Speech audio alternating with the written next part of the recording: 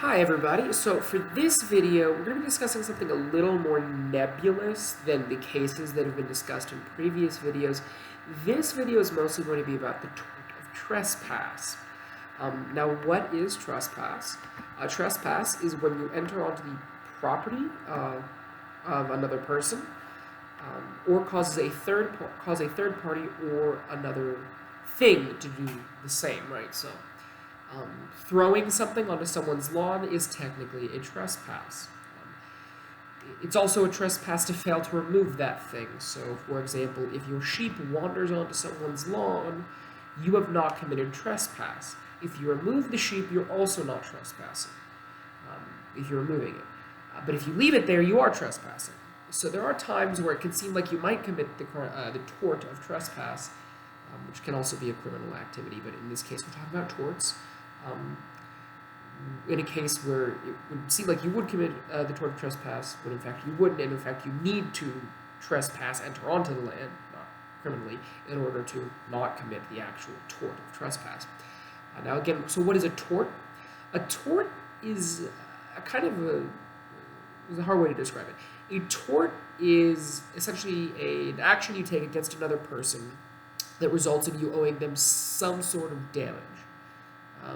There's a lot of different ones. Generally, torts are going to be actual criminal acts, and this is civil cases where people are trying to recoup damages, right? So punching someone is a crime. We'll say in this case it's a felony. I imagine in most cases it would be a misdemeanor, or at least pleaded down to one. But let's say just cold clocking somebody. That's going to probably be felonious assault. That's also the tort of assault. Some torts and some crimes will share the names, but in this case it would be the tort of assault. And you would sue the person in court to get them to pay for your medical bills or whatever it is. So it's something akin to maybe like a civil crime. That might be another way of putting it, a crime against another person that ultimately results in getting monetary damages. So again, in trespass, we have some interesting things to talk about. The first thing we're going to talk about here is, the first case, Dougherty versus Stepp. Now, Dougherty versus Stepp is a very simple case.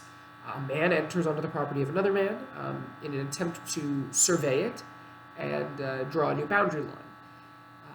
Now, this is still trespassing. Even though he thought he owned the land, that's not what makes it trespass. And another thing to note is damages are assumed when you trespass. When you trespass onto someone's property, you are damaging it in some way or another. Now, this can be negligible.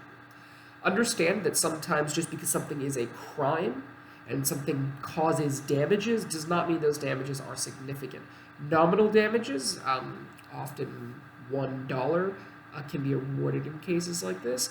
And again, for them to go to prison and actually charged with the, we'll say, misdemeanor of trespass, again, state to state, this can vary.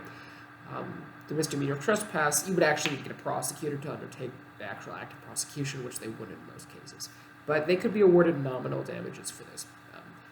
One of the terms, one of the phrases the court put forward is basically, you can't assume you're not causing damage. Just walking on someone's property, you're stepping on the grass. That is technically damaging it. So again, now into the next case, we'll be talking about, let me get to it really quick.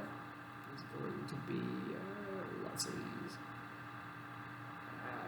Sorry, there it is. So here's two really interesting cases, Plouffe v. Putnam and Vincent v. Lake Erie Transportation Company. Now, Plouffe v. Putnam is a transportation case and technically an assault case. But we're just going to be looking at the trespass. Did I say transportation? I meant to say trespass. But we're looking at the trespass part of the case. Plouffe was the owner of a boat. The boat was caught in a storm on Lake Champlain, and so he pulls his boat into just a dock, the first one he finds, and he moors there.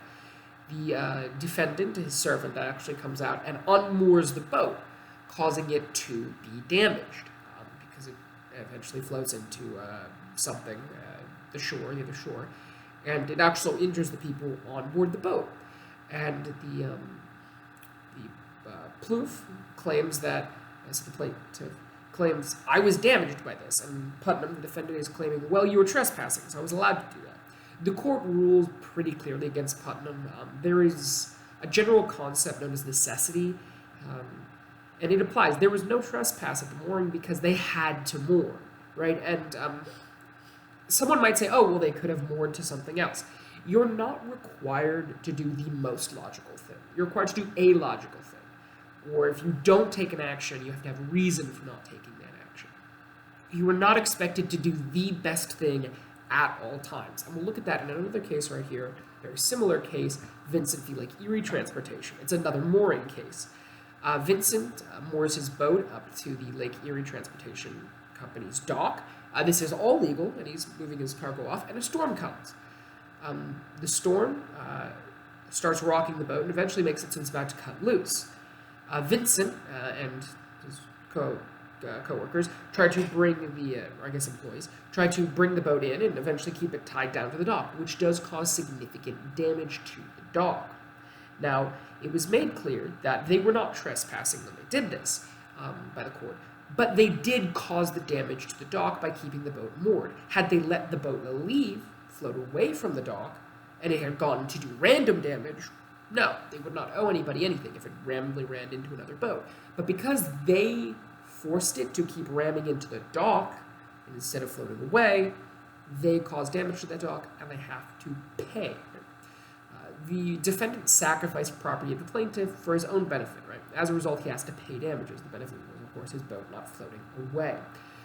And this is a case of conditional versus unconditional privilege, right? So these, when you're moored at someone's dock, you have a conditional privilege. And so if you cause damage to that dock, you're liable for at least parts of this damage. Under some maritime laws, he might have been responsible for half or an average of the value of the dock compared to the average value of the boat, or the value. There's a lot of different calculations that could have happened here. But that would be conditional, right? If he damages it, if he damages it beyond his privilege, he owes the money. Whereas unconditional privilege gives you power to cause damage without having to repay. A good example of that might be if the city's on fire and it's because you have a big, your house is wooden and it's in the way, and if your house catches on fire, it'll catch all the nice stone houses around you on fire. Then the fire company has complete permission to destroy your house because that's for the public good. There are questions in some cases whether or not they have to repay you. Generally not. Should they? That's a separate question.